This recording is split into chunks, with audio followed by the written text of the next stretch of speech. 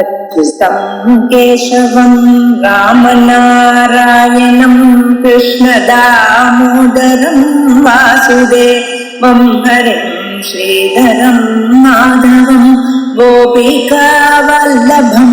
जानकीनायकं रामचन्द्रं भजे अच्युतं केशवं सत्यभामाधवं माधवं श्रीधरं राधितं इन्दिरामन्दिरं चेतसा सुन्दरं देवकी नन्दनं नन्दजं सन्ददे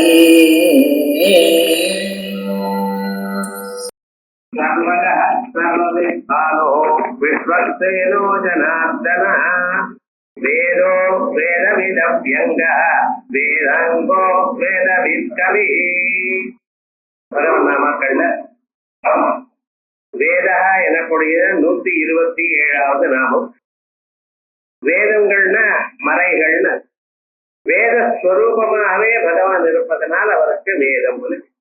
வேதங்கள் என்று நாம் சொல்லக்கூடியதான சப்த ராசி அது அபௌருஷேயமாக வந்து, அபௌருஷேயம்னா இன்னாரால எழுதப்பட்டது என்கிறது இல்லை. அது நித்தியமாக சாஸ்வதமாக எப்பொழுதும் இருக்கக்கூடியது வேதங்கள். நித்தியமாக எப்படி இருக்க முடியும்? ஒரு புஸ்தகம்னா அந்த புஸ்தகத்தை எழுதினவர்கள் இருக்கணுமா? அது இல்லாம எப்படி இருக்க முடியும் அப்படின்னு ரொம்ப பேர் சந்தேகப்படுற. இது பாশ্চাத்தியாருடைய மனசுல இது பூரணை இல்லை. நாம என்ன சொல்லிட்டு இருக்கோம்? இந்த வேதங்கள் எல்லாம் சாஸ்வதமான வேதங்கள் பரமாத்மாவுடைய முத்துக்காத்தாக வெளியில வந்தது. அஸ்ய மஹதோ பூதஸ்ய நிஷ்ப்ரதிதவேதஸ்ய ருக்வேதோ யஜுர்வேத சாமவேதோ அதர்வாங்கிரசா. அப்படி எல்லா வேதங்களும் பரமாத்மாவுடைய மூத்துக்காத்தாக வெளியில வருது. அப்படின்னா மூத்துக்காத்தாக வெளியில வந்ததுன்னா அவர்கிட்ட எப்படி எப்ப போய் சேர்ந்தது நமக்கு தெரியணுமா? இப்பொழுது சாதாரணமாக நம்ம பேசுறோம். பேசும் பொழுது நமக்கு ஒருத்தர் பேசின சத்தமானது இன்னொருத்தர் காதல போய் விழாது. அவ அதை புரிஞ்சுக்கிறார். இது சாதாரணமாக நடக்கக்கூடியதான விஷயம். ஆனா இவர் பேசுறதுக்கு முன்னாலேயே அந்த சப்தம் இருக்குன்னு சொல்லுவேனால் சாஸ்திரமாக இருக்குன்னு எங்க இருக்குது? அது ஆகாசத்துல. எல்லா வேதங்களும் எல்லா சொற்களும் ஆகாசத்துல மறைஞ்சிருக்கு. அதனா நம்ம வாக்குனால ஒரு அசைதல் உண்டு பண்ணினோமையானால் அந்த சப்தமானது வியக்தமாகும். அது ஆகாசத்திலேயே இருக்கக்கூடியதான அவ்யக்தமாக இருக்கக்கூடியதான பதார்த்தம். It is manifested. இருக்கக்கூடியதான பதார்த்தம் தான் மேனிஃபெஸ்ட் ஆகும். அது மேனிஃபெஸ்ட் ஆகுறதுனால அது கொஞ்ச நேரம் ஆகுது, மறுபடியும் அடங்கி போறது. எங்க அடங்கி போறது? ஆகாசத்திலேயே அடங்கி போறது. ஸோ ஆகாசத்திலிருந்து வெளியில வருது, ஆகாசத்திலேயே அடங்கி போறது எல்லா சப்தங்களும். இந்த சப்தங்கள் முதல்ல என்ன ஆச்சு அப்படின்னா பரமாத்மா இடத்துல இருந்தது. அந்த பரமாத்மா இப்படியே இருந்ததோ இல்லை. ஆனா எப்படி இருந்தது? அது ஓங்கார வடிவமாக இருந்தது. எப்படி ஓங்காரம் அப்படின்னா சாதாரணமாக எல்லா சப்தங்களையும் சேர்த்தோமையானால் சமஷ்டி சப்தமானது ஓங்காரம், ஓங்கிறது. ஆனால்தான் எத்தனை பேரும் பேசிட்டே இருந்த ஸ்கூல்ல டீச்சர் ஏன் எல்லாரும் ஓன்னு கத்துறேன். எல்லாருமே ஓன்னா கத்தினா அவ விஷயங்களை பேசிக்கிறான். அவ பேசினாலும் கடைசியில என்ன கேட்கறத ஓன்னு கத்துறா போல. இந்த ஓங்கிற ஒரு கூச்சல் இருக்குன்னு என்ன அர்த்தம்? சமஷ்டியாக எல்லா சப்தங்களுடைய கூட்டமும் ஓங்கார வடிவமாக இருக்கு. இந்த ஓங்காரத்துல எல்லா எழுத்துகளும் உண்டு, ஆல்பபெட்ஸ் உண்டு. அதனுடைய குரூப்னால சேர்க்கையினால பதங்கள் உண்டு. அந்த பதங்கள் சேர்க்கையினால ஒரு அர்த்தமுள்ளதான ஒரு சேர்க்கையினால அதுக்கு ஒரு வாக்கியம் உண்டு. இப்படிப்பட்டதான வாக்கியங்கள்லாம் சேர்த்து வேதங்களாச்சு. இந்த வேதங்களானது மந்திரங்கள் ஓங்கார ரூபமாக இவைகளை இரணிகர்பருக்கு முதல்ல உண்டானவருக்கு சொல்லிக் கொடுத்தார். யோ வேதாதௌஸ்வர புரோக்தா அப்படின்னு, யோ பிரம்மாணம் விததாதி பூர்வம் யோ வை வேதாம்ச பிரஹிணோதி தஸ்மை. யாரானது இந்த ஓங்காரத்தை இரண்டிகர்பருக்கு எடுத்து சொன்னாரோ, யோ பிரம்மாணம் விததாதி பூர்வம், பூர்வம் சிருஷ்டி ஆரம்ப காலத்தில் யாரு பிரம்மாணம் விததாதி இந்த ஓங்காரத்தை எடுத்து சொன்னாரோ, யோவை வேதாந்த பிரகிணோதி தஸ்மை அவருக்கு இந்த ஓங்காரம் வழியாக எல்லா வேதங்களும் தோணும்படி அனுகிரகம் பண்ணினாரோ. ஆகையால் முதல்ல ஓங்காரத்தை பிரம்மதேவருக்கு உபதேசம் பண்ணி அவருக்கு ஓங்காரத்தினால் எல்லா வேதங்களும் அனுகிரகம் வரும்படி அனுகிரகம் பண்ணினார். அந்த ஓங்காரத்தை அவர் தியானம் பண்ணி தபசு பண்ணி வேதங்களை தான் அறிந்து மந்திரங்களை அவர் தான் அனுசந்தானம் பண்ணி கொண்டிருக்கும் பொழுது மற்ற மகர்ஷிகளை யோம் தத்தா முத்ரே அப்படின்னு அவ இதயத்துல தியானம் பண்ணி கொண்டிருக்கும் பொழுது பிரம்மதேவரை அவளுக்கு ஒரு அனுபவம் ஏற்பட்டது. அந்த அனுபவமானது நமக்கும் கிடைக்கணும் என்பதற்காக அவ மறுபடியும் தபம் புரிய அந்த தபத்துல அவளுக்கு இந்த அனுபவம் தோடித்து. எந்த ஒரு அனுபவம் தோடித்து? இந்த சப்தமானது காதுல கேட்டது, ஓங்கார சப்தமானது காதுல கேட்டது. அப்படி அந்த மந்திரங்கள் உண்டு. ஆகையால் தான் ஒவ்வொரு மந்திரங்களுக்கும் ஒவ்வொரு ரிஷின்னு சொல்லும். காயத்ரியா காயத்ரி சந்தோ காதி புத்ரோ விஸ்வாமித்ர ரிஷி அப்படின்னு காயத்ரி மந்திரத்துக்கு விஸ்வாமித்ர ரிஷி அப்படி. அதே போலயே ஒவ்வொரு மந்திரத்துக்கும் பரமாத்மா ரிஷி அப்படின்னு சொல்றேன். இந்த ரிஷிங்கிற கான்செப்ட் எப்படி உண்டாச்சு? யாரு இந்த மந்திரங்களை முதலில் தபசு பண்ணி இந்த ஃபார்ம்ல பார்த்தாலோ அவளுக்கு அந்த ரிஷின்னு. இப்படி வேதங்கள் எல்லாம் முனிவர்களால தபசில் கண்டு கொள்ளப்பட்டது. இவைகள்லாம் எங்க இருக்கு? சாஸ்வதமா இருக்கிற மந்திரங்களே, வேதத்தில் இருக்கக்கூடியதான மந்திரங்கள், ஆகாசத்தில் இருக்கக்கூடியதான மந்திரங்கள், அவைகள் இந்த மகர்ஷிகள் அவைகளை கண்டார்கள். அந்த வேத மந்திரம் எப்படின்னு அந்த மந்திரமும் அதுவும் ஒன்னா போயிடுச்சு. அந்த மந்திரமே தேவதா ஸ்வரூபம். நான் புஸ்தகம்னு சொன்னா இந்த பொருள், புஸ்தகம்ங்கிறது சொல் என் வாயிலிருந்து வரும். இந்த புஸ்தகம்ங்கிறது இந்த பொருள். இந்த சொல்லுக்கும் பொருளுக்கும் விட்டு பிரியாதான ஒரு சம்பந்தம் உண்டு. இது சாதாரணமா நம்ம பாக்குறோம். அதான் வேர்ட் பவர். அந்த சொல்லுக்கு அந்த பொருளை குறிக்கும் திறமை உள்ளது அப்படின்னு சொல்றோம். இதுக்கு சக்தின்னு பேர். இந்த பதத்துக்கு ஒரு சக்தி உண்டு. எந்த சக்தி உண்டு? உங்களுக்கு பொருளை அறிவூட்டும் சக்தி உண்டு.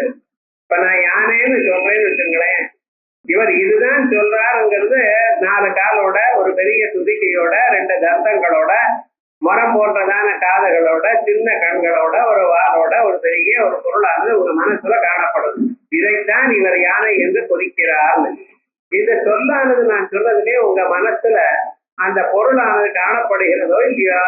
அதுக்குத்தான் சக்தி இருக்கு. இந்த சொல்லுக்கு அந்த பொருளை நினைவூட்டக்கூடியதான ஒரு சக்தி இருக்கு. அதான் வேர்ட் பவர். ஆனா இந்த மந்திரங்களுக்கு என்னென்ன? மந்திரங்கள் இன்னொரு பொருளை சொல்லல. அந்த மந்திரங்களே தெய்வம். அந்த வேதமே பரமாத்மா. வேதம் வேற, வேதத்தினால சொல்லக்கூடியதான பரமாத்மா வேறு இல்லை. அந்த வேத ஒலிகளே பரமாத்மா. அதனால்தான் வேதான பேர் அவருக்கு. இந்த வேதங்களை நாம கேட்டாலோ வேதங்களை சொன்னாலோ சாட்சாத் பரமாத்ம ஸ்வரூபம் நமக்கு ஏற்படுகிறது. ஆகையால் வேதமே பரமாத்ம ஸ்வரூபமா இருக்கிறார். அதான் வேத ரூபத்வா வேதா ஒரு அர்த்தம் சொன்னேன். இப்ப வேதம்னு சொன்னா என்ன? வேத வடிவமாக இருக்கிறார். ஆகையால் தினந்தோறும் நீங்க வேதங்களை சொன்னாலோ அல்லது வேதங்களை கேட்டாலோ காதால கேட்டாலோ அந்த பரமாத்ம நிலையில நாம் இருக்கோம் அப்படிங்கிறது. இன்னொன்னு வேதயதி திவா வேதா, 2வது அர்த்தம். இந்த பகவானுக்கு வேதகான்னு ஒரு பேர் சொன்னீங்கன்னா இல்லையோ? இப்ப 2வது ஸ்வரூபம் வேதயதீதி வேதா, எல்லாவற்றையும் அறிகிறார். வேதத்துல இருக்கிற அத்தனை பதார்த்தங்களையும் அவர் அறிகிறார். நாம் வேதங்களை வாசித்தோமையானால் வேதத்துல சில அர்த்தங்கள் தான் நமக்கு தெரியும். வேதத்துக்கு என்ன அர்த்தம், என்ன தாற்பயம் என்று கண்டுபிடிக்கிறது ரொம்ப கஷ்டம். அதற்காகவே வேதமே பிராமண ஸ்வரூபமாக இருந்து கொண்டு வேதத்துக்கு வியாக்கியானம் பண்ணியிருக்க. வியாக்கியானம் பண்ணினது போராது என்பதற்காக வியாசாச்சாரியால் 18 புராணங்களை பண்ணினார். பிறகு 18 உபபுராணங்களை பண்ணினார். வேதத்தில் இருக்கிற தர்மங்களை எல்லாம் நமக்கு அறியப்பட வேண்டும் என்று மகாபாரதத்தை அனுகிரகம் பண்ணினார். வேதாந்தங்கள்ல இருக்கக்கூடியதான வேத வாக்கியங்களுக்கு அர்த்தம் தெரியணும் என்பதற்காக பிரம்மசூத்திரங்களை எழுதினார். இத்தனை பண்ணினாலும் அந்த வேதத்தினுடைய அர்த்தம் இல்லது என்று சொல்ல முடியலை. அதனால வேதத்தினுடைய அர்த்தத்தை அறிந்து கொள்வதற்காக மகாத்மாக்கள் சித்தா, கல்பகா, வியாக்கரணம், நிருக்தம், சந்தக, ஜோதிஷம் என்ற 6 அங்கங்களை தயார் பண்ணி கொடுத்திருக்காங்க. இப்படி இருக்கக்கூடியதான வேதத்தினுடைய பரம தாற்பயத்தை அறிந்தவர் அவர். இதான் சர்வே வேதா எப்பதம் அமனந்தி தபாம்சி சர்வாணிச்ச எத்வதந்தி. எல்லா வேதங்களும் எந்த பதத்தை சொல்கிறதோ, எல்லா தபசுகளும் நீங்க எந்த மந்திரத்தை ஜபம் பண்ணினாலும் கடைசியில அந்த மந்திரத்தினுடைய பரம தாற்பயம் எது? அந்த பரமாத்மா. சர்வே வேதா எப்பதமாமனந்தி தபாம்சி சர்வாணிச்ச எத்வதந்தி எரிச்சந்தோ பிரம்மச்சரியம் தரந்தி. எந்த நிலை கிடைக்க வேண்டும் என்று பீஷ்மாச்சாரியரும் அனுமாரும் மற்றவர்களும் பிரம்மச்சரியத்தை அனுஷ்டானம் பண்ணுகிறார்களோ தத்தே பதம் சங்கிரகேண பிரவீணி. அது என்னதா சுருக்கமாத்திர ஓமித்யேதது அப்படின்னு கட்டோபரிதத்துல. அப்படிப்பட்டதான அந்த ஓங்கார வடிவமாகவும் அதனுடைய விஸ்தாரமான வியாகிருதிகளும் அதனுடைய விஸ்தாரமான காயத்ரி மந்திரமும் அதற்கு மேல இருக்கக்கூடியதான வேதங்களும் அதனுடைய பரம தாத்பரியத்தை அறிந்தவர். இதுதான் இந்த வேதங்களுக்கு தாத்பரியம் என்று அறிந்தவர் பரமாத்மா. ஆயால் அவருக்கு வேத ஆழ்வு. வேதத்தினுடைய தாத்பரியத்தை அறிந்ததனால் அவருக்கு வேத ஆழ்வு. வேத வடிவமாகவே இருக்கிறார். வேத தாத்பரியத்தை அறிந்தவர். அதனால வேத ரூபத்வா வேத வேதயதி வா வேத. பகவத்கீதையில தேஷாமேவானுகம்பார்த்தம் அஹமத்யானஜம் தமஹ நாசயாமி ஆத்மபாவஸ்தः ஞானதீபேன பாஸ்வதா. பகவான் சொல்றார் தேஷாமேவ அனுகம்பார்த்தம். ரொம்ப பேர் மகான்கள் வருஷக்கணக்காக பகவான உபாசனம் பண்றார். வேதாந்தங்களை கேட்டுக்கொண்டிருக்க அவ கேட்க கேட்க அவ மனதில் இருக்கக்கூடியதான பாவங்கள் துன்பங்களும் அகன்று போகிறது. வேற ஒன்றும் வேண்டாம். வேதாந்தங்களை கேட்டுக்கொண்டே இருக்கணும். சுத்வா குணான் கோமன சுந்தர சுண்வதாந்தே நிர்வித்ய கர்ண விவரைதாபம் அப்படின்னு ருக்மணி சொல்ற. அதே போலயே பிரகலாதன் சொல்லும் பொழுது சிரவணம் கீர்த்தனம் விஷ்ணு ஸ்மரணம் பாதலேவனம் அர்ச்சனம் வந்தனம் தாஸ்யம் சக்கியமாத்ம நிவேதனம் விதிபூதார்ப்பிதா பக்தி தத்தே நவலக்ஷண கிரியதே பகவதி அத்தா தன்மன்யே அதீதமுத்தமம். படித்தவன் யாரு? தான் அறிந்தது எல்லாவற்றையும் பகவான் இடத்துல யார் சமர்ப்பணம் பண்ணுவானோ அவன் தான் படித்தவன். மற்றவன் டிகிரி வாங்கின்றவர் படித்தவர். படிப்புன்ற என்ன? நம் வாழ்க்கையை பகவானுக்கு அர்ப்பணம் பண்ணணும். ஏனென்றால் பகவானால நம்ம வாழறோம். சாதாரணமாக 4 காசு கொடுக்குற உத்தியோகத்துல இருக்கிறவனுக்கு அவனுக்கு எழுந்து நின்றுட்டு அவனுக்கு எல்லா தவறையும் பண்றேன். நீங்க உயிரோடு இருக்கிறதுக்கே பகவான் தான் அனுகிரகம் பண்ணியிருக்கார். உங்க கண்ணு, காது, மூக்கு, நாக்கு மற்றவர்கள் எல்லாமும் வேலை செய்யணும். ஏன்னால் பகவான் இல்லாத போல நடக்குமா?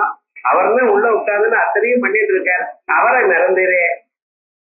ஆகையால் என்னை யார் உபாசிக்கிறாளோ, என்னுடைய தத்துவத்தை யார் அறிகிறாளோ அவளுக்கு தேஷாமேவ அனுகம்பார்த்தம். அவளிடத்துல தயையை உண்டு. தயையை கொண்டு நான் என்ன பண்றேன்? அகம் அஜானஜம் தமஹநாசயாமி நாசயாமி. அவளுடைய இதயத்துல இருக்கக்கூடியதான உள்ளிருட்டை, இருட்டு வெளியிலையும் இருக்க உள்ளேயும் இருக்கு. வெளியில இருட்டு இருக்க புறம் காணப்படல, உள்ள இருட்டு இருக்க ஆத்மா காணப்படல. உள்ள இருட்டு இருக்குன்னு எப்படி கண்டுபிடிச்சு? கண்ணை மூடிக்கோ தெரியும். வெளியில இவ்வளவு லைட் இருக்க, எல்லா பக்கத்துலயும் லைட் போட்டிருக்கேன். இருந்தாலும் கண்ணை மூடிட்டா இந்த லைட் ஏதாவது உங்களுக்கு தெரியறதோ? இல்ல. உள்ளூர இருட்டு இருக்கிறது கண்ணை மூடிட்டு கருப்பா தான் தெரியுது. அந்த உள்ளிருட்ட இந்த லைட்டை போக்காது. சூரியனுடைய பிரகாசம் போக்காது, சந்திரனுடைய பிரகாசம் போக்காது, நெருப்பினுடைய பிரகாசம் அழிக்காது. மின்னலோ நட்சத்திரம் ஒன்றும் பண்ணாதது. அது பாட்டுக்கு அப்படியே அதை போகணுமையானால் நாசயாமி ஆத்மபாவஸ்தா. ஆத்மபாவஸ்தா அப்பரம்பொருளையே நினைத்து நினைத்து அதனால அகண்டாகார விருத்தி, பரமாத்மா எனக்கூடியதான விருத்தி, அந்த எண்ணம் நமக்கு வரணும். அவளுடைய ஸ்வரூபம் நம் மனதில் காணப்படணும். அப்பொழுது ஆத்மபாவஸ்தா நாசயாமி. எப்பொழுதுக்கு எதனால? ஞான தீபேன பாஸ்வதா, ஒளிக்கும் ஞான தீபத்தினால் ஞானம் எனக்கூடியதான சுடர் நம்ம மனதில் காணப்பட்டு உள்ளூர் இருக்கக்கூடியதான ஜோதி வடிவமாக அவர் காணப்பட்டு அருட்பெரும் ஜோதிங்கிற அந்த உயர்ந்ததான ஒரு ஜோதிஷ் நம்ம மனசுல அத்ரேகாத்மா ஸ்வயம் ஜோதிர் பவதி, இங்கதான் ஸ்வயம் ஜோதிஷா இருக்கேன். அப்படிப்பட்டதான அந்த ஜோதிஷனால எல்லாவற்றையும் உள்ளிரட்டையும் நாசம் பண்ணி உங்களுக்கு முக்தியை தருகிறேன்னு சொன்னதுனாலையும் அவருக்கு வேதமும் அதை பாருங்க. தேஷாமேவானுகம் பார்த்தம் அஹமஜானஜம் தமஹ நாசயாமி ஆத்மபாவஸ்தா. இதுதான் ரொம்ப முக்கியம். ஆத்மபாவஸ்தா, பாவகான எண்ணம்னு அர்த்தம். உங்களுடைய எண்ணத்தில் என் வடிவமாக மாறின பொழுது, பகவானுடைய வடிவமாக இருக்கிற ஒருத்தி எண்ணம் வரும் பொழுது, அப்பொழுது நான் என்ன பண்ணுகிறேன்? ஞான தீபத்தை ஏற்றி வைத்து அதனால நான் உங்க அஜானத்தை போக்கிறேன். ஞான தீபேன பாஸ்வதா. இந்த பாஸ்வதான்னு சொன்னதுதான் அந்த பராத்மா உள்ள பிரகாசிக்கிறாரோ அப்படின்னு ஒரு சந்தேகம் தான். நதத்திர சூரியோ பாதி ந சந்திர தாரகம் நேமா வித்யுதோ பாந்தி குதோ யமக்னே. அந்த பரம்பொருளை சூரியன் ஒழிக்கவில்லை, சந்திரன் ஒழிக்கவில்லை, நெருப்பு ஒழிக்கவில்லை, மின்னல் ஒழிக்கவில்லை, நட்சத்திரங்கள் ஒழிக்கவில்லை, அது தானா பிரகாசிக்கிறது. அந்த உள்ள இருக்கிற அந்த பிரகாசம் தான் இவைகளுக்கெல்லாம் ஒளியை தருகிறது அப்படின்னு. தத்தேவா ஜோதிஷாம் ஜோதிகி, உலகத்துல இருக்கிற இத்தனை ஜோதிகளை விட சிறந்ததான ஜோதிஷாக நம்ம ஆத்ம ஜோதிஷ சொல்ல. அதுதான் வேதாங்கிற பதத்துல சொல்லியிருக்கேன். ஞான தீபேன பாஸ்வதா அப்படி. இதுவரைக்கும் வேதாங்கிற ஒரு ரூபத்தை வேதானுத்தரதே ஜெகன் நிவஹதே முதல்ல சொல்லும் பொழுது பாட்டுல எது சொல்லிருக்காரு? வேதங்களை முதல்ல உத்தாரணம் பண்ணினார். ஜெகன் நிவஹதே, அதனால உலகத்தை எல்லாம் காப்பாற்றினார். இந்த உலகத்துல மனுஷியாளுக்கு அவ பிரசந்தியினால போன ஜென்மாவில என்ன வாசனையா இருக்கோ அதுக்கு தகுந்தா போலதான் அவ செயலை பண்ணி கொண்டு இருக்கா. ஆனா அவளுக்கு நல்ல வழியை காண்பித்து இப்பிறவியிலேயே தாங்கள் சேவத்தை அடையலாம் என்றால் அதுக்கு ஒரு வழியை நான் சொல்லணும். அந்த வழிகள் தான் வேதங்கள். ஆயால் அந்த வேதங்களை ரட்சிக்கணும் அப்படின்னு அவர் முதல்ல மத்ய அவதாரத்தை எடுத்தார். மத்ய அவதாரம் எடுத்துண்டு மகர்ஷிகளையும் வேதங்களையும் எடுத்துண்டு அப்படியே அந்த பழைய பயோதிகளே பழைய சமுதிரத்துல அப்படியே வந்துன்றது குருவாயூர் சமீபத்துல அங்கே நிறுத்தினாரா. அதனாலதான் குரு வாதபுரநாதர் அப்படின்னு அந்த ஸ்வரூபம். சாந்திரானந்தாவபோதாத்மகம் அனுபவிதம் கால தேசாவதித்யான் நிர்முக்தம் நித்தியமுக்தம். ஒரு காலமோ ஒரு தேசமோ அவைகள்னால கட்டுப்படாதான ஒரு ஸ்வரூபம் நித்தியமுக்தம். நிகம சத சகசிரேன நிர்பாத்தியமானம். ஆயிரக்கணக்கான வேதங்கள்னால் அது ஒழிக்கப்படுகின்றதான ஒரு ஸ்வரூபம். அஸ்பஷ்டம், இன்னது என்று தெரியவில்லை. ஸ்பஷ்ட மாத்திரே புனரொரு புருஷார்த்தாத்மகம். என்னைக்கு தாங்கள் பார்க்கிறீர்களோ அன்னைக்கு உங்களுக்கு மோட்சம் கிடைக்கிறது. புருஷார்த்தாத்மகம் பிரம்ம தத்துவம். அது எங்க இருக்கு? தத்தாவத் பாதி சாட்சா குரு பவன் அபுதே அந்த பாக்கியம் ஜனானாம். கிருஷ்ணா, நீ இந்த உயிரோட உருவத்தோட எடுத்துட்டு இருக்கே, அது என்ன ஜனங்கள் பண்ண புண்ணியம் அப்பா. ஆகையால் தான் இந்த உலகத்தில் நீ இந்த உலகத்துல காணப்பட்டு கொண்டிருக்கேன் அப்படிங்கிறார் நாராயணபக்தர். ஏன்? இந்த ஸ்வரூபம் வேதங்களை காப்பாற்றுவது, வேதங்களை உத்தரணம் பண்றது என்கிற ஸ்வரூபம். ஆகையால் அவருக்கு என்ன பேரு? வேதா. இப்ப வேதகாங்கிறது இத்தனை அர்த்தம் பார்த்து அதற்கு பிறகு வேதா வேதவித். ரெண்டாவது வேதங்களை யதாவத் வேதம் வேதார்த்தந்த வேதீதி வேதவித். வேதங்களை எப்படி அறிந்து கொள்ளணுமோ அப்படி அறிந்து கொண்டிருக்க. வேதமானது நம்ம அப்படியே நொற்று பண்ணிட்டோம். குரு சொல்வார் நம்ம அக்னமேல புரோஹிதம் அவர் சொன்ன நம்ம 3 தடவை அக்னி விடும்.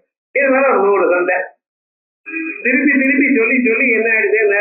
தூக்கத்துல தட்டி எழுப்பினாலும் ஸ்வரம் மாறாம அப்படியே சொல்லுவோம். இது வேதத்தை முதல்ல கவனிக்க. அதற்கு பிறகு வேதங்களுடைய அர்த்தம் என்னன்னு தெரிஞ்சுக்கணும். அதுக்கு முதல்ல பத பாட்டம் வேணும். பதம்னா அந்த வேதங்களை அற்றிம் கீழே புற இதம் தேவம் பிரத்விதம் அப்படின்னு பதம் பதமா தெரிஞ்சுக்கணும். அதற்கு பிறகு ஒரு பதம் இன்னொரு பதத்தோட சேர்ந்தால் எப்படி ஸ்வரங்கள்லாம் மாறும் அப்படின்னு அதுக்கு மேல இதுவரைக்கும் கிரமமும் இதுவரைக்கும் பிரகிருதி ருக்வேதத்தில். இதுக்கு அப்புறம் அந்த வேதங்களுக்கு அர்த்தம் தெரிஞ்சுக்கணும். இந்த அர்த்தங்களை அறிவதற்கு எப்படி அர்த்தத்தை புரிஞ்சுக்கிறது, வேதமானது என்ன அர்த்தம் எப்படின்னு நம்ம புரிஞ்சுக்கணும். ஏன்னால் அதுக்கு ரொம்ப சிரமப்பட வேண்டியது. இந்த வேதங்களுடைய அர்த்தத்தை தீர்மானம் பண்ணுவதற்காக மீமாம்சா சாஸ்திரம் வந்திருக்கு. அனாதி மீமாம்சா நியாய நிர்ணீதமான அர்த்தங்களை எப்படியோ அவைகளை அவர் அறிந்து கொண்டிருக்கிறார். அத்தா சர்க்கரா உபததாதி அப்படிங்கிறது வேறு. நினைத்ததான கல்களை வையுங்கள், அவ்வளவுதான் சொல்லுது.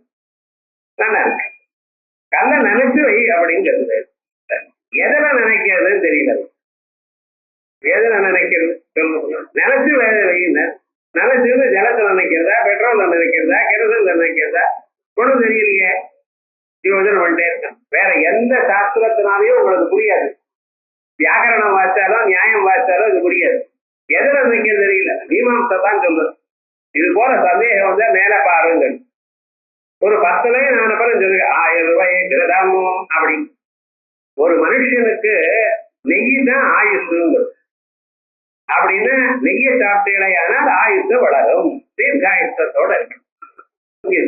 ஆயுசுக்கும் நெய்யுக்கு எந்த சம்பந்தம்? ஏன் இங்க சொல்றத அப்படியா? இந்த வாக்கியத்துக்கு ஏன் நெய்ய சொல்றதுங்கிறது ஒரு டவுட். அந்த வாக்கியத்துல எதனால நினைக்கிறது ஒரு சந்தேகம். இதை ரெடி போட்டு வைக்கும். அப்ப என்ன நெய்யால நினைச்சு பண்ணினேடையானா கற்களை ஹோமகுண்டத்துல இருக்கிற கற்களை நெல்லை நெய்யால நினைத்து ஹோமகுண்டம் கட்டினேடையால தீர்காயுதான் நீங்க இருப்பேன். இது எப்படி தெரியும்? வேதத்தினாலதான் தெரியும், மீமாம்சா நியாயங்கள்னால தெரியும். இப்படி ஒண்ணுதான் சொன்னேன். இது போல நிறைய நியாயங்கள். வேதத்துக்கு எப்படி அர்த்தம் சொல்லணும் என்கிறது வேதமே சொல்லும். அந்த வேதம் எப்படி சொல்கிறது என்கிறதை எல்லாம் அறிந்தவர் வேதவிது. இப்ப வேதவிதன் இன்னொரு நாமா வரப்போறது பின்னால. இங்கேயே இப்ப இந்த வேதவிதுங்கிற நாமாவுக்கு அர்த்தம் பார்த்தோம். யதாவது எப்படி சொல்லணுமோ அப்படி தெரிந்து கொள்ளணுமோ அப்படி வேதார்த்தத்தை வேதத்தையும் வேதார்த்தத்தையும் யார் அறிவாரோ அவ வேதவிது. இந்த வேதத்தை அறிந்தவர் வேதார்த்தத்தை அறிந்தவர் இருக்காரே அவ சரீரத்துல எல்லா தேவதைகளும் இருக்காங்க. பசுமாட்டனுடைய சரீரத்துல எல்லா தேவதைகளும் இருக்கும். வேதத்தை வாசிச்ச மகானுடைய சரீரத்துல சகல தேவதைகளும் இருக்காரு. தஸ்மா பிராமணம் தினே தினே நமஸ்துல்யான்னாஸ்தீலம் கீர்த்தயே வேதவிதி பிராமணே சர்வயா தேவதா. வேதத்தை வாசித்ததார் அந்த பிராமணுடைய சரீரத்துல எல்லா தேவதைகளும் உண்டு. அதனால அந்த சரீரத்தை நாம் வைக்கப்படாது அப்படின்னு அவருக்கு மரியாதையை காட்டணும் அப்படின்னு அவரும் புண்ணிய பாப கர்மா பண்ணி நம்ம மாதிரிதான் பிறந்திருக்காரு. அதுல விசேஷம் ஒண்ணு இல்லை. ஆனா என்ன, அந்த வேதங்கள் அவரை ஆசிரியத்திருக்கு. அவர் சரீரத்துல உட்கார்ந்து ஆகையால் அவரை நாம் மரியாதை பண்ணணும். இப்ப பசுமாடு இருக்கு. பசுமாடு பாபம் ஜென்மா பாபம் பண்ணிதானே அது பசுமாடை பிறந்திருக்கு. புண்ணியம் பண்ணியிருந்தா உங்களாட்ட மனுஷனா பிறந்திருக்குவேன், அது பாபம் பண்ணியிருக்கு. ஆனால் அந்த பாபத்துக்குள்ள ஒரு விசேஷம் என்னன்னா அதனுடைய சரீரத்துல எல்லா தேவதைகளும் உண்டு. ஒரு பசுமாட்டை நீங்க நமஸ்காரம் பிரதட்சணம் பண்ணி நமஸ்காரம் பண்ணீங்கன்னா பூமண்டலத்தை சொன்னா என்ன பிரயோஜனம் அவ்வளவு. அதே இந்த இது இருக்கு பார்த்தீங்கன்னா கறவை மாடு இருக்கு. அதை நமக்கு அது குழந்தை உண்டாகிற சமயத்தில் நமஸ்காரம் பண்ணினோம். ஏன்னா பூமண்டலத்தை 3 தினம் பிரதட்சணம் பண்ணா எவ்வளவு புண்ணியமோ அவ்வளவு உண்டாகிறது அப்படின்னு தர்மசாஸ்திரங்கள் சொல்லும். அதே விதமா இந்த வேதங்களை பரிபூர்ணமாக அறிந்தவர் எங்க பிரபு. ஆயார் வேதா வேதம் வேதாந்த வேதி வேதவிது வேதாந்த வேதவிதேவதாம். இது பகவத் வதனா. எங்க சொல்லிட்டு இருக்க பகவத்கீதையில தன்னுடைய மகிமையை சொல்லும் காலத்தில் அவர் என்ன சொல்றார்? வேதாந்த வித வேத விதேவதாம். வேதாந்த வேதங்களை வேதாந்தங்களை செய்தவர் அப்படிங்கிறார். வேதாந்தங்களை எப்படி செய்ய முடியும்? ஏன்னா வேதாந்தங்களும் வேதங்கள் தானே. வேதத்தினுடைய கடைசி பகுதிகளுக்கு தாற்பயம் உள்ள பகுதிகளுக்கு வேதாந்தங்கள் என்ற பெயர். வேதாந்தங்கள் என்றால் உபநிடதங்கள். இந்த உபநிடதங்களுக்கு வேதாந்தம் பேர்னா உபநிடத்தை செய்தவன் அப்படிங்கிறாரு. அப்படின்னா வேதாந்த சம்பிரதாய பிரவர்த்தகா.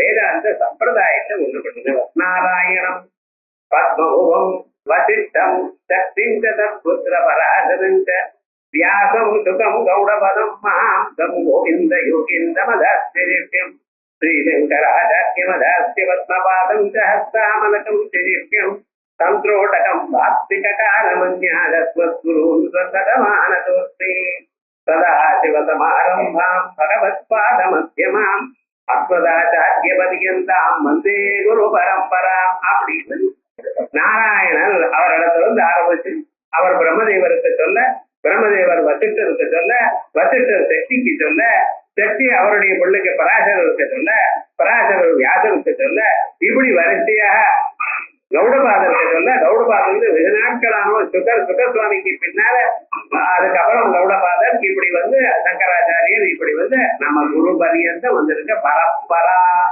பரம் பரம் அவருக்கு பின்னால இன்னார், இன்னாருக்கு பின்னால இன்னார்.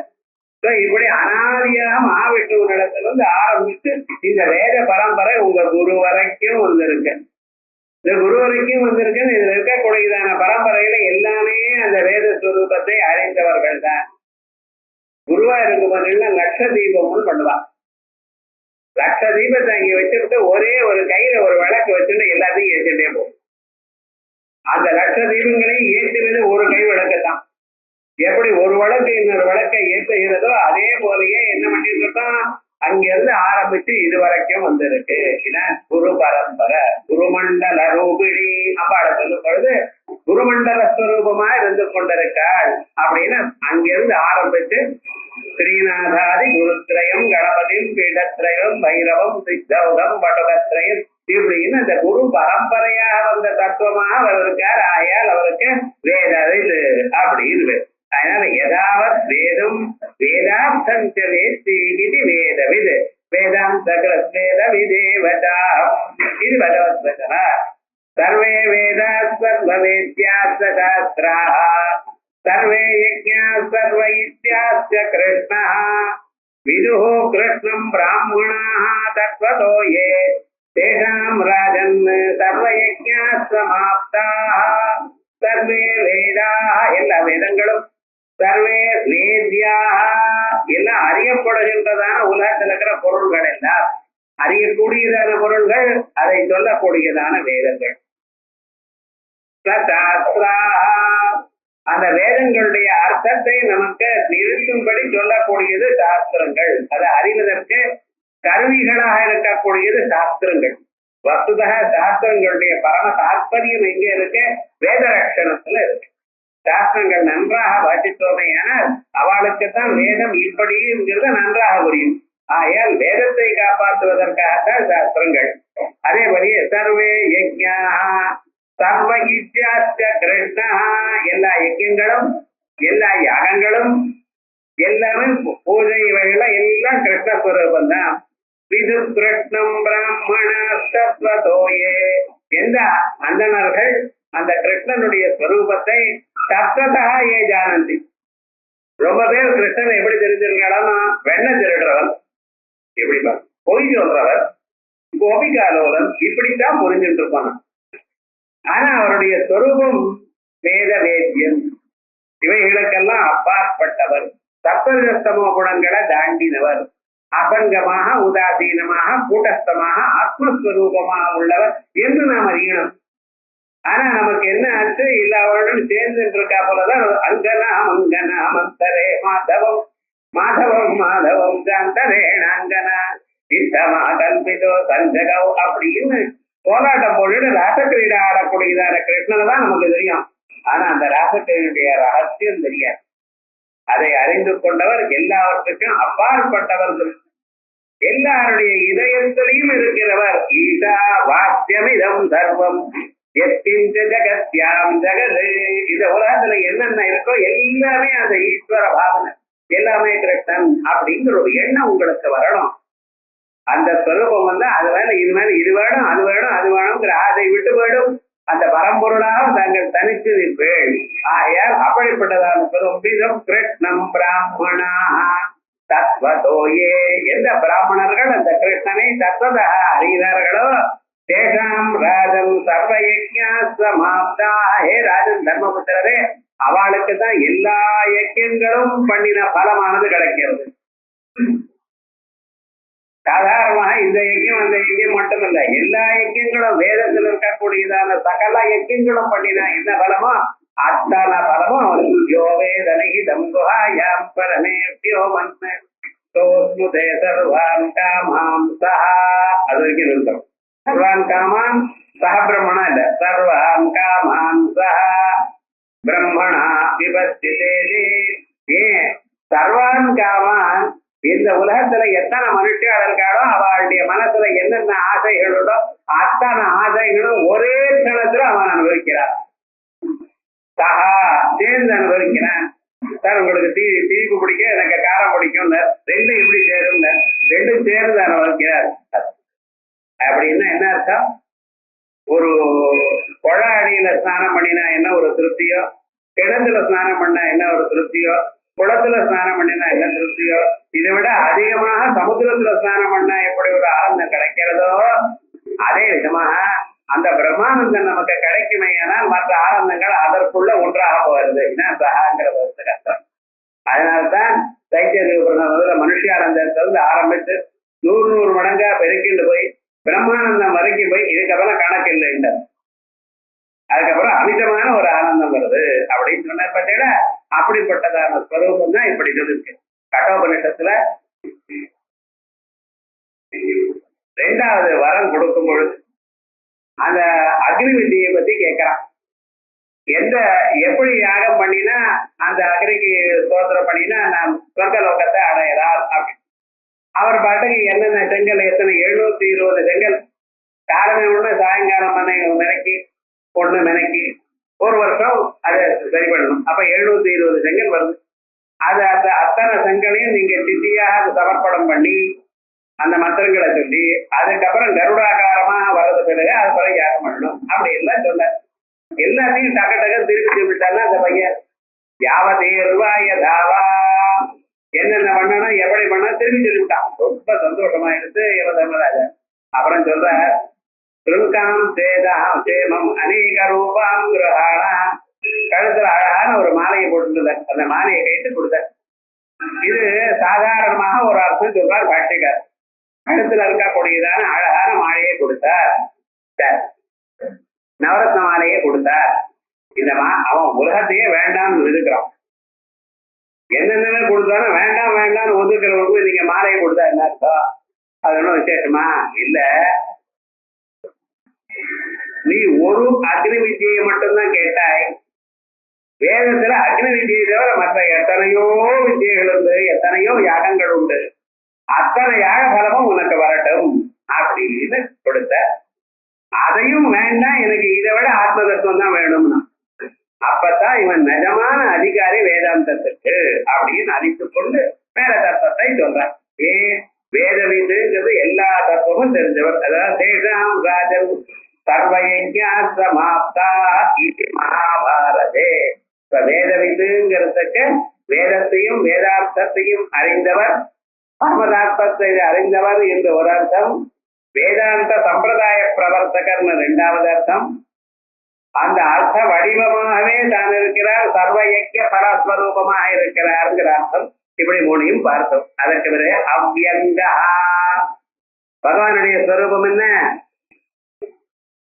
ஒரு இடத்திலையும் பரிபூர்ணமாக இருக்கிறவர், எங்கேயும் குறைச்சலாக இல்லாதவர்.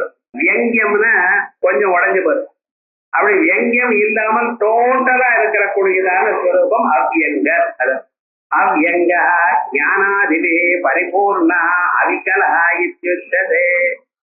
நமக்கு எல்லாமே வியங்கம் தான். யாராவது பாருங்க, எனக்கு எல்லாம் தெரியும்னு சொல்றவங்க ஒருத்தராவது இருக்கிறாங்க உலகத்துல. ஒண்ணு தெரிஞ்சா ஒண்ணு தெரியல, கணக்கு தெரிஞ்சா இங்கிலீஷ் தெரியல, இங்கிலீஷ் தெரியல, தொழில் தெரியல. எல்லாத்த விட கஷ்டமான பரீட்சை என்னடானா SLC தான் பழைய நாள். அது எல்லா சப்ஜெக்டும் பாஸ் பண்றது ரொம்ப கஷ்டம். அதுக்கப்புறம் மேல வந்தா அவனுக்கு இஷ்டமான சப்ஜெக்ட் எடுத்துக்கிறான். சார் BSc மேத்தமேட்டிக்ஸ்ங்கிறான், இல்ல பயோடெக்னாலஜிங்கிறான், அது மட்டும் தான் படிக்கிறான். ஆனா அந்த SLCல சோசியல் நல்ல மார்க் வந்தவனுக்கு சயின்ஸ்ல போயிடும், ரொம்ப பேருக்கு கணக்குல போயிடும். கணக்குல சூழபடியா இருக்கும், அவனுக்கு ஹிஸ்டரியில போடும். என்ன பண்றது? அப்படின்னு அவஸ்தப்பட்டு அதுல பாஸ் பண்ணினாதான் நான் பரவாயில்ல மேரேஜ் ஆயிடுச்சு அப்படின்னு இருந்திருக்கே சொல்ல வந்தேன். அது மாதிரி மனுஷனுடைய அறிவு எப்படி இருக்குன்னா எல்லாவற்றையும் நான் அறிவேன் என்று சொல்ல முடியல. பகவான் அப்படி இல்லை. அவர் எப்படி இருக்கிறார்? நமக்கும் அறிவுக்கும் இருக்கிற வித்தியாசம் பார்ப்போம். நமக்கு ஒரு புத்திங்கிறத ஒன்ன கொடுத்திருக்க. அந்த புத்தி வழியாகத்தான் நாம் எல்லாவற்றையும் அறிகிறோம் இல்லையா? கண்ணு காத மூக்க நாக்க தோல எனக்குடையதான 5 கருவிகள். இதுக்குதான் ஞானேந்திரியங்கள், சென்ஸ் ஆர்கன், அறிவு புலன்கள் அப்படிங்கிறோம். உங்களுக்கு வரக்கூடியதான அறிவு இதனால்தான் வருகிறது. இதை தவிர வேற இன்னொரு வழியாக வராது. இந்த வந்த அறிவை அதை ஒன்னோடு இன்னொன்னு சேர்க்கறதுக்காக மனசுன்னு ஒண்ணு இருக்கு. அந்த மனசு என்ன பண்ணிட்டு எதை நான் கேட்டேனோ அதை நான் பார்க்கிறேன், எதை பற்றி நான் கேட்டேனோ அதை பார்க்கிறேன், எதனை பார்த்தேனோ அதை பற்றி சொல்லுகிறேன் இப்படிங்கிற. அப்ப 2 விஷயங்கள் வெவ்வேறு சேனல்ஸ்ல வந்ததான நாலேஜ் சேர்த்து வைக்கிறது தான் மனசு. புதுசாக ஒரு விஷயத்தை மனசு கண்டுபிடிக்காத அறியாது. இப்படிதான் நமக்கு இருக்கக்கூடியதான 5 புலன்கள்னால்தான் அறிவு வருகிறது. இந்த 5 புலன்கள்னால வரக்கூடியதான அறிவெல்லாமும் மனிதனுக்கு என்ன ஆச்சுன்னு ஒரு திசையை நோக்கித்தான் இருக்கு. அவன் எந்த சந்தர்ப்பத்துல எங்க இருக்கானோ அதுக்கு தக்கவாறுத்தான் இருக்கு. வேதம் படிக்கிறவாட்டிய கோஷ்டியில இருந்து அதுதான் வரும். ஆங்கில பாஷையை படிக்கிறவா கோஷ்டியில இருந்து அதுதான் வரும். வேற எதுல இவன் முயற்சி பண்ணுகிறானோ அவன் அதுதான் வரும். சங்கீதம் கத்துக்கிறாங்க, சங்கீதம் தான் அவனுக்கு வரும். அதே கர்நாடக சங்கீதம் கத்துக்கிறான், அவனுக்கு வெஸ்டர்ன் மியூசிக் வரலாம். வெஸ்டர்ன் மியூசிக் வர கர்நாடகங்கிறது அது என்னமோ ஆச்சரியப்படுறான். நம்ம வாழலாம் அங்கே போனால ஏன்னா அமெரிக்கால அவனுக்கு இவன் எப்படி இந்த கற்பனாஸ்வரத்தை இவன் சொல்றான். ஏன்னா அவன் பார்த்து பார்த்துதான் வாசிச்ச வழக்கம் அவனுக்கு. முன்னால பேப்பர் வச்சு, இப்ப நம்மளும் அப்படி ஆயிட்டோம். டிவியில எல்லாம் பேப்பர் வச்சுதான் பாட்டு பாடுறான். பழைய நாள் அப்படிங்கிற 1000 உருப்படி நொற்றுவா இருக்கும். அதையும் பழைய நாள்ல சங்கீதம்னு சொன்னா ஒரு தியாகராஜ கீர்த்தனையில ஒரு பல்லவி ஆனப்புறம் அனுபல்லவி ஆனப்புறம் சரணங்களை 5-6 சரணம் இருக்கும் ஒவ்வொரு பாட்டுக்கும். இப்ப அத்தனை சரணமும் பாடிட்டு இருந்தா மகான்கள்லாம். இப்பெல்லாம் கடைசியில முத்திர சரணத்தை தான் பாடுறோம். இதெல்லாம் விட்டா விவகாரம் இருக்க. அது அனுமான பிரக்கிரியை அவர் சொன்னது. முதல்ல பல்லவிங்கிறது பிரதிஜை, அனுபல்லவிங்கிறது வியாப்தி, பின்னால திருஷ்டாந்தத்துக்காகத்தான் இத்தனையும் சொல்லிட்டு இருந்தார். எல்லா அனுமான சாஸ்திரத்தை வந்து நியாய சாஸ்திரமா எழுதினார் தியாகர்வாள். அத்தனை பாட்டையும் அத்தனையும் விட்டோம் நம்ம. ஆனா இப்ப என்னடா இவருக்கு தெரிஞ்ச ஒரு 20-30 பாட்டை பேப்பர் வச்சுன்னு எழுதுறான். ஆனா கல்பனாஸ்வரம் மட்டும் பண்ற பார்த்தா அது என்னன்னா அப்பப்ப தோணக்கூடியது. அந்த ராகத்தை வச்சிருந்து அந்த ராகத்தில் இருக்கக்கூடியதான ஸ்வரங்கள், அந்த ஸ்வரங்களுடைய தாயி பாவங்கள் அது எப்படி வரணும். இப்ப கன்னட ராகம் சகாரிகா அப்படிதான் சொல்லும், சரிகான்னு சொல்லக்கூடாது. அது என்ன சொல்றது, அது அப்படிதான் சொல்லணும். அது மாதிரி சில பதார்த்தங்கள்லாம் மாறிட்டு இருக்குன்னு வச்சுங்களேன். அது அப்பப்ப கல்பனாஸ்வரம் வச்சு அந்த தாளத்துக்கு தகுந்த இவன் சொல்லிட்டு இருக்கா. இது இந்த ட்ரைனிங் அவார்டு கிடையாது. வெஸ்டர்ன் மியூசிக்ல போனீங்கன்னா அது போல முன்னாலேயே வச்சுட்டு இருப்பான். அந்த வரிசையை வச்சுட்டு பாடிட்டே இருப்பான், சந்தோஷமா இருப்பான். அதனால அவார்டுக்கு நம்மளை கண்டா ஒரு ஆச்சரியம். நம்ம அவார்டையை பார்த்து என்னமோ ஆச்சரியம். உங்கள்கிட்ட இருக்கிறது 100% இல்லை. இருந்தாலும் அவன் நின்றுட்டு வயலன் வாசிக்கிறான் சார். என்னமா என்னால நின்றுட்டு பிடிக்க முடியல எங்கிறாயும் பிராக்டிஸ்னால வருது இவருக்கு தெரியல விவகாரம். ஆனா என்ன சொல்ல வந்தேன், யாரோ ஒருத்தருக்கு ஒன்ன தெரிஞ்சாலும் இன்னொன்னு கண்டுபிடிக்க முடியலை. ஆகையால் உங்களுக்கு இருக்கக்கூடியதான அறிவானது புத்தியானது ஒரு முறையாக இருக்கே தவிர முழுமையாக இல்லை. ஆனா உலகத்தில் இருக்கிற அத்தனை புத்தியும் உண்டு பண்ணினவர் யாரு? அவர். இவைகள்லாம் டோட்டலா அவர் வச்சுட்டு இருக்காரு. அவருக்கு எல்லாமே உங்களுக்கு இங்கிலீஷ் தெரியும், எனக்கு கணக்கு தெரியும், என்னதுக்கு சம்ஸ்கிருதம் தெரியும், என்னதுக்கு பிரெஞ்சு தெரியும், எல்லாம் கேட்டா எல்லாம் அவருக்கு. அதான் விவகாரம் என்னென்ன. அதனால எல்லாமும் அறிந்தவராக இருக்கார். ஆகையால் அவ்யங்கியா, எதையும் குறைச்சல் இல்லாதவர், குறையில்லாததான ஒரு பரமாத்மா.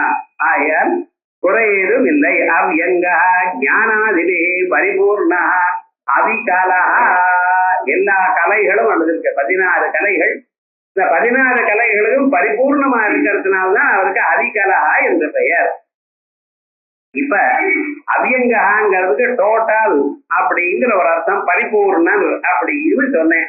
இன்னொரு அர்த்தம் வியங்கா வியக்தி நவிஷ்யதே அவ்யங்கா. கண்ணு காத மூக்க நாக்க தோல எனக்குடையதான 5 புலன்களுடைய தனித்தனியாகவோ அல்லது தேர்ந்தோ அவரை அறிய முடியாது. இவைகளுக்கு அப்பாற்பட்டதாக இருக்கிறார். அவருடைய ஸ்வரூபம் எப்படி இருக்கு அப்படின்னு யோசனை பண்ணினா, நம்ம பார்க்கறதுக்கு கண்ணுக்கு ஒரு ஃபீல்ட் ஆஃப் விஷன் ஒண்ணு இருக்கு. அதற்குள்ள இருந்தா தான் கண்ணு பார்க்கும். கண்ணு இங்க இருந்து பார்க்கறதுக்கு ஒரு 100 அடின்னு வச்சுங்களேன், அதுக்குள்ள இருந்தா தான் பொருளை உங்க கண்ணு பார்க்கும். அதுக்கு எட்டி இருந்ததுன்னா பொருள் தெரியாது. அது மாதிரி நச்சுரா கிருத்தியதே, கண்ணால பார்க்க முடியாது. அதே போல காதால கேட்க முடியாது. ஏன்னா காதுக்கும் ஓரளவுக்கு தான் ஒரு டிஸ்டன்ஸ் வரைக்கும் தான் சத்தம் கேட்கும்.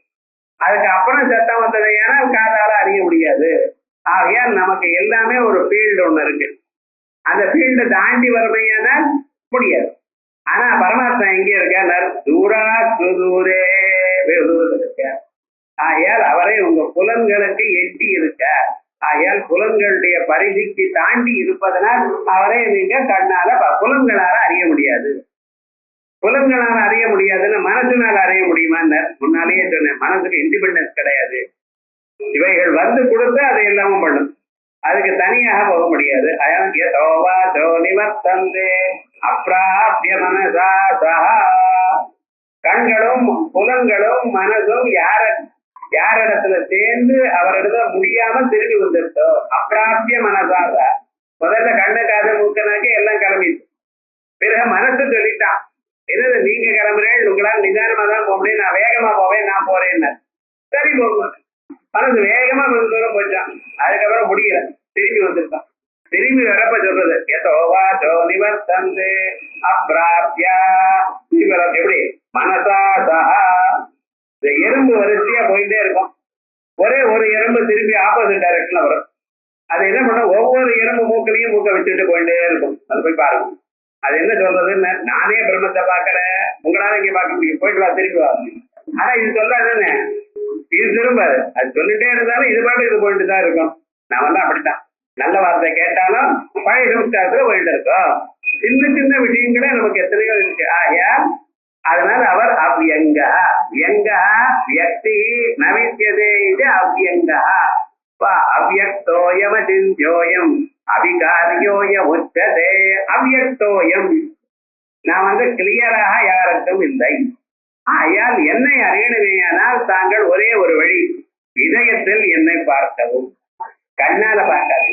கிருதா மனிதா மனசாபிகிருத்தோ ஏதத்விதுரமிருதாஸ்தே பவந்தி அப்படின்னு இதயத்தினால பார்க்கணும். அது கண்ணு காது மூக்கு நாக்கு தியானம் பண்ணுங்க. இந்த தியானத்தினால பரமாத்மாவை நினைச்சதுனால் அவரை பார்க்க முடியாது, கண்ணால பார்க்க முடியும். திருவன் பார்த்தாரே பார்த்தார். முதல்ல இதயத்துல பார்த்தார், பிறகு எல்லாத்தையும் பார்த்தார். முதல்ல எங்க பார்க்கணும்? இதயத்துல தான் பார்க்கணும் அப்படின்னு அவ்யங்க. அதற்கு பிறகு வேதாங்கோ வேதவித் கவி. அடுத்த நாமக்கள் வேதாங்க. வேதாக அங்கபூதாக எஸ்கச வேதாங்க. வேதாங்கங்கள் 6. இப்ப சொன்ன சித்தா கல்பா வியாக்கரணம் நிருத்தம் சந்தா ஜோதிடம் இவைகள்லாம் வேதத்துக்கு அங்கம். ஆனா வேதங்கள்னு என்ன? முதல்ல நான் வேதம்னா பரமாத்மான்னு, அந்த பரமாத்மாவுக்கு அங்கமாக இருக்கின்றவை இந்த 5 6 அங்கங்களுடன் சேர்ந்து வேத வடிவமாக பகவான் இருக்கிறதுனால அவருக்கு என்ன பேரு? வேதாங்கன். அதனால்தான் இந்த வேதாந்தங்களை அங்கங்களை வாசித்தாலே புண்ணியம். நியாயசாஸ்திரம் வாசிச்சா புண்ணியம் இல்லை. அடுத்த ஜென்மால கழுதைய பிறப்பாரு. நியாயசாஸ்திரத்துக்கு புண்ணியம் இல்லை. ஆனா வியாக்கரணத்துல புண்ணியம் உண்டு. இந்த வியாக்கரணம் வாசிக்கிறவா எப்படிப்பட்டவா அப்படின்னு சொன்னா, அவ பங்கி பாவன பாவனா. நம்ம எல்லாம் கல்யாணத்துல போய் உட்கார்ந்து சாப்பிடுறோம்.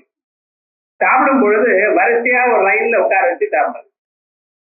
லைன்ல உட்கார்ந்து சாப்பிட்டா என்ன ஆகுனா, ஒருத்தருடைய பாவம் இன்னொருத்தருக்கு போகுங்கிறான். ஆசனா சயனா தியானா சம்பாஷா சகபோஜனா. சகபோஜனம், எல்லோரும் ஒன்னா உட்கார்ந்து சாப்பிட்டோமையானால் இவருடைய பாபம் அவருக்கு, அவருடைய பாபம் இவருக்கு போகும். புண்ணியம் போகாத, புண்ணியம் போகாது. அது எப்படின்னு, சங்கிராமந்தி பாபானி தைலபிந்து இவாம்பதா. ஒரு வாளி ஜலத்துல கொஞ்சம் ஒரு டிராப் எண்ணெயை விட்டேன்னா அந்த எண்ணெய் அந்த செதறி எப்படி முழுக்க வியாபிக்கிறதோ அப்படி நம்ம பாபங்கள்லாம் வியாபிக்கும். அதனாலதான் ரொம்ப பெரியவாளா இருக்கிறோம் பந்தியில போஜனம் பண்ண மாட்டாங்க, தனியா ஒரு இடத்துல வைப்போப்பா, அது இருக்கு. இப்படி பந்தியில போஜனம் பண்ணினா பாபங்கள்லாம் போறது பார்த்தல, இந்த பாபங்கள்லாம் ஒருத்தர் ஒட்டிக்கிறது. அந்த பந்திய பாவனம் பண்றதுக்கு சில பேர் இருப்பாங்க. யாரோ ஒரு பாகவதரோ இல்ல ஒரு வேதாத்தியனம் பண்ணிவாரோ அல்லது ஒரு சாஸ்திரங்கள் வாசிச்சவாளோ உபாசகாலோ இவாள்லாம் இருந்தா அவ இருக்கிறதுனால என்ன ஆகுனார், அங்க வரிசையா உட்கார்ந்து இருக்கிறவாளுடைய ஒரு பாபங்கள் எல்லாம் அழிந்து போயிடும். அவளோட சேர்ந்து விட்டாங்க, நல்லா இருக்கு. அப்படி பந்திய பாவனம் பண்ற மகர்ஷிகள்லாம் இருக்காளே, அவளை தூய்மையாக்கிறவாளா இந்த வியாக்கரணம் வச்சிக்கிறவா. அதனால வியாக்கரணம்னு எப்படி பந்தி பாவன பாவனா அப்படின்னு விசேஷமா எத்தம் வியாக்குருதைய வாசம் எத்தம் இமம்சத்தைய அத்வரம். யாரு வியாக்கரணத்தை வாசிக்கிறாளோ, யாரு மீனம் செய்யற முயற்சி பண்றாளோ அவ அவ்வளவு புண்ணியம் பண்ணினவா அப்படின்னு வேதம் சொல்றது. காரணம் என்ன, அது பகவத்ஸ்வரூபமா இருக்கிறதுனால். ஆயால் வேதாக அங்கபூதாக எஸ்ய சஹ வேதாங்கா. சரி, இப்ப முதல்ல வேதாங்கோ வேதவித் கவி. இப்ப அடுத்தது வேதவித். முதல்ல என்ன பண்ணிருக்கோம், வேதோ வேதவித் எங்க அங்கே ஒரு வேதவித்து பார்த்தேன். இப்ப என்னன்னா அடுத்ததாக ஒரு நாம வேதவித்து, அங்கேயும் வேதவித்து இங்கேயும் வேதவித்துன்னு சொல்றேன் சார், என்ன அர்த்தம்? இதே அர்த்தம் இங்கே சொல்லாம இல்ல. இங்க என்ன வேதான் விந்தே விசாரயதி இது வேதவித். அங்கே வேத வடிவமாக இருக்கேன்னு என்று சொன்னேன். வேதாந்த சம்பிரதாயத்தை உண்டு பண்ணினவர் ஆகையால் வேதவித்துன்னு சொன்னேன். இங்க என்ன, தாங்கள் எப்பொழுதாவது வேதத்தை அறியணும் என்றோ வேதத்தினுடைய அர்த்தம் என்னது என்று அறிந்து கொள்ளணும் என்ற ஆசை எப்பொழுது உங்களுக்கு உண்டாகிறதோ அப்பொழுது உங்க மனசுல அவர் வந்துட்டார். அவருடைய ஸ்வரூபத்தை அவரால் அறிய முடியுமே தவிர மற்றவரால் அறிய முடியாது. பகவான் நாம மகிமையை யார் அறிய முடியும்? அவரால் தான் அறிய முடியும். யார் சொல்கிறாரோ அவருடைய இதயத்திலையும், யார் கேட்கிறாரோ அவருடைய இதயத்திலையும் பகவான் இருந்து கொண்டு தன்னுடைய நாமாக்களை தானே அறிகிறாரே ஒழிய இன்னொருத்தரால் அறிய முடியாது.